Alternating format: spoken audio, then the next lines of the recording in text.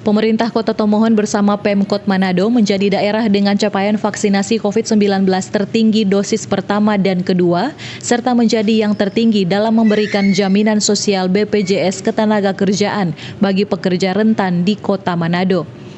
Untuk itu, Pemkot Tomohon diganjar dengan penghargaan Paritrana oleh BPJS Ketenagakerjaan karena telah memberikan perlindungan sosial bagi pekerja rentan mencapai 100%, melindungi pekerja yang ada di Kota Tomohon.